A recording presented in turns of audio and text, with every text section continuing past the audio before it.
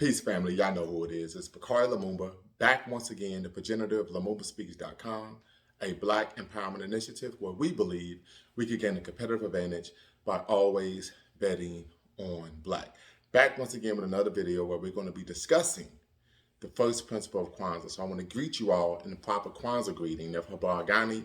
And as you all know, you will respond by stating Umoja, the principle of the day. And today, we're going to be discussing the first and foundational principle of Kwanzaa, which is unity, also known as Umoja, which teaches us to strive for and maintain unity in the family, community, nation, and of course, race. And in doing so, I think it's important to highlight that if you all would like to learn a bit more about Kwanzaa, get it from, as they say, the horse's mouth, not based on conjecture and oftentimes the misinformation that tends to take place when people discuss Kwanzaa this year. You could do so by actually checking out this book here, Kwanzaa, A Celebration of Family, Community, and Culture, written, of course, by the founder and creator of Kwanzaa, Dr. Malana Karinga. And I believe this is the 25th anniversary edition.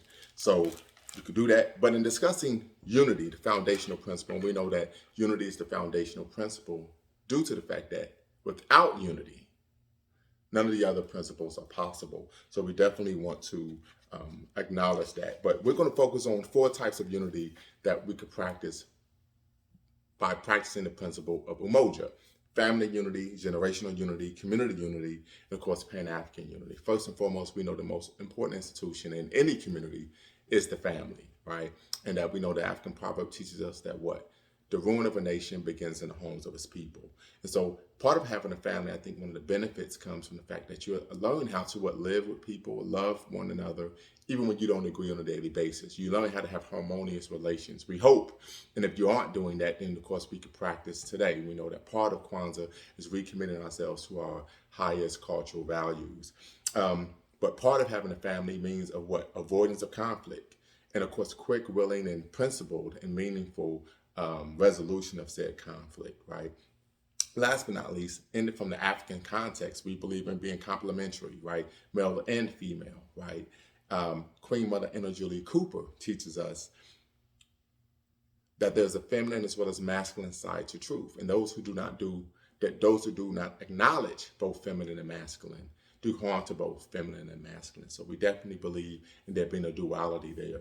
Second, when it comes to generational unity, we know that in our culture, we venerate and respect our elders, right? We know oftentimes part of the generational gap that we find, of course, in the European cultures is due to the lack of respect regarding the elders in the family and the community. So we believe in pulling those elders in, having them be thoroughly involved, not only in the rearing of the children, the socialization of the children, but of course in teaching the children the history. We know there's a proverb that states that when an elder dies, so does a library. So we definitely want to focus on the importance of what? Generational unity, right? And then second to last is community unity, right? We want to focus on unity that transcends ethnic groups, transcends nationality. We know that unfortunately nowadays we have a rather divisive ideology moving forth in the African American community regarding FBA and ADOS and Caribbean and African immigrants. That is an enemy, of course, of our unity as an African people. And of course, it inhibits Pan-African unity as well. So we don't want to focus on superficial community unity. We want to have principled and substantial community unity. And in doing so, we have to do the work to what? Forge those ties across great ethnic and of course national boundaries. And we could do that, of course, with the proliferation of social media. Last but not least is Pan-African unity, which of course, as our great ancestor taught us, Kwame Ture, Pan-Africanism is the highest form of Black power.